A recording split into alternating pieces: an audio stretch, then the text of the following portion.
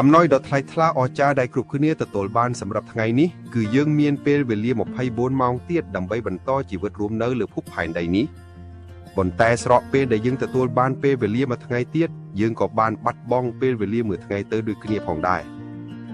រឿងដ៏អស្ចារ្យដែលកំពុងតែកើតឡើងនៅថ្ងៃនេះវាគឺជាការផ្លាស់ប្ដូរម្ដងបន្តិចនៃរឿងរ៉ាវតូចតាចជាច្រើនដែលយើងគិតមិនដល់ផ្ទះឈើសាងសង់ឡើងដោយដើមឈើជាច្រើនហើយដើមឈើទាំងនោះប្រកាសជាដុះចេញមកពីគ្រាប់ពូជតូចរឿងតូចតាចដែលយើងធ្វើនៅថ្ងៃនេះវាជាបុព្វហេតុដែលធ្វើឲ្យមានការផ្លាស់ប្ដូរនៅថ្ងៃណាមួយនៅក្នុងឱកាសពិសេសខ្លះមនុស្សភាគច្រើនប្រហែលជាសប្បាយរីករាយដោយសារតែគេទទួលបានអំណោយឬកាដូដ៏មានតម្លៃពីមនុស្សជាទីស្រឡាញ់របស់គេប៉ុន្តែចំពោះខ្ញុំវិញការដែលអាចភ្ញាក់ដឹងខ្លួនពីដំណេកមកសារជាថ្មីម្ដងទៀតហើយអាចស្ដាប់ឮសំឡេងរបស់សត្វចាបពុពេកស្រែកយំវាក៏បានធ្វើឲ្យជីវិតខ្ញុំទទួលបានសោភ័ណនិងស្កប់ស្កល់ណាស់ទៅហើយការទទួលបានពេលវេលាមួយថ្ងៃទៀតដើម្បីរស់នៅនិងសម្លឹងមើលទៅពិភពលោកនេះវាក៏បានធ្វើឲ្យខ្ញុំមានអារម្មណ៍គ្រប់គ្រាន់សម្រាប់តែមួយថ្ងៃនេះទេការដែលអាចសម្លឹងមើលឃើញផ្ទៃមេឃស្រឡះល្អជាមួយនឹងពន្លឺព្រះអាទិត្យពណ៌មាសស្រទន់ស្រាលតាមប្រឡោះស្លឹកឈើនិងមាត់បង្អុនវាដូចជាបានទទួលអំណោយមួយដ៏អស្ចារ្យបំផុតជារៀងរាល់ថ្ងៃជារៀងរាល់ព្រឹកពេលខ្ញុំភ្ញាក់ដឹងខ្លួនឡើងរឿងដែលធ្វើឲ្យខ្ញុំរំភើបចិត្តជាងគេគឺដឹងថាខ្លួនឯងនៅមានជីវិតរស់នៅនិងមានឱកាសបន្តធ្វើកិច្ចការដែលខ្លួនស្រឡាញ់ពេញចិត្តសម្រាប់ជាការតបស្នងចំពោះពិភពលោកនេះ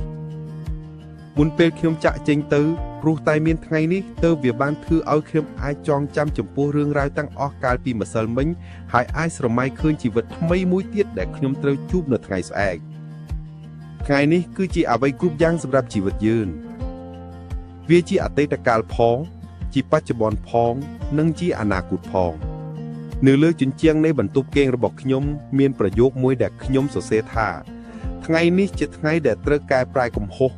ជាថ្ងៃដែលត្រូវទទួលយកលទ្ធផលនៃការគិតនិងការខិតខំប្រឹងប្រែងដែលយើងបានធ្វើកាលពីម្សិលមិញហើយវាក៏ជាថ្ងៃតែមួយគត់ដែលត្រូវចាប់ផ្ដើមការគិតនិងការខិតខំប្រឹងប្រែងសម្រាប់លទ្ធផលនៅថ្ងៃបន្ទាប់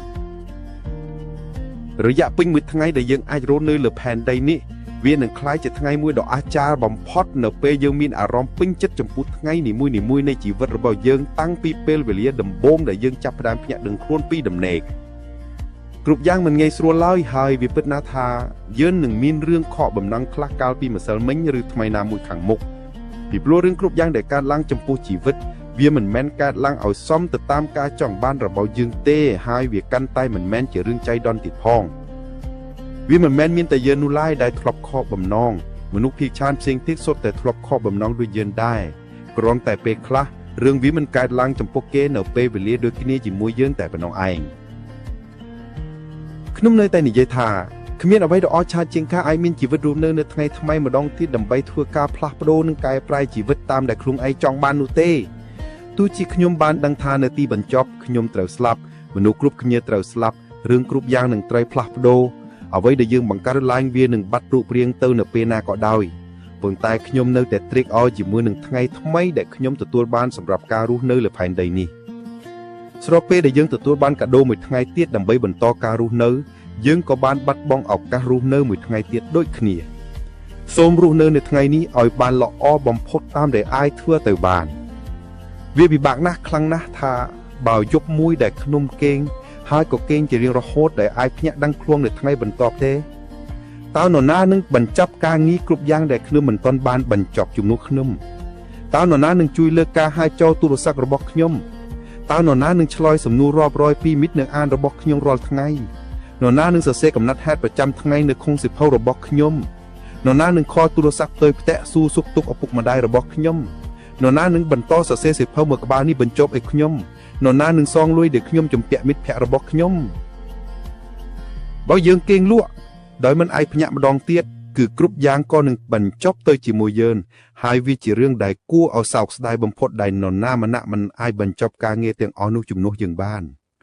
ព្រោះតែហេតុនេះហើយទើបយើងត្រូវតែស្រឡាញ់ការងារគ្រប់យ៉ាងដែលយើងកំពុងធ្វើនៅថ្ងៃនេះហើយត្រូវតែខិតខំធ្វើវាដោយការយកចិត្តទុកដាក់ខ្លាំងបំផុត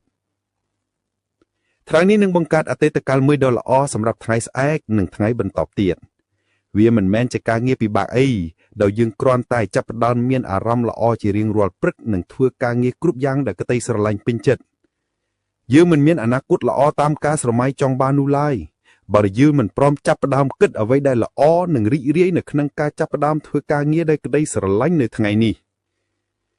យើងអាចនឹងគិតថាខ្លួនឯងអាចទទួលបានឱកាសល្អៗនៅថ្ងៃស្អែកឬនៅថ្ងៃណាមួយប៉ុន្តែឱកាសល្អៗមិនមាននៅក្នុងថ្ងៃណានៃអនាគតទេ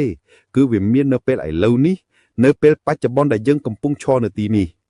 គ្មានការរងចាំគ្មានការសន្យានិងក៏គ្មានអ្វីទាំងអស់នៅថ្ងៃស្អែកឬថ្ងៃបន្ទាប់ប៉ុន្តែគ្រប់យ៉ាងគឺមាននៅពេលឥឡូវនេះនៅចំពោះមុខយើងនៅក្នុងដៃយើងមានកែវភ្នែកមួយគូដែលធម្មជាតិបានប្រទានមកដើម្បីប្រែសម្រាប់សម្លឹងមើលទៅភឿបស្រស់ត្រកាលនៃផែនដីនេះ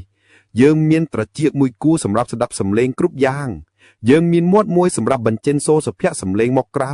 យើងមានខួរក្បាលមួយសម្រាប់ចងចាំសម្រាប់គិតហើយនោះគឺជារឿងអស្ចារ្យណាស់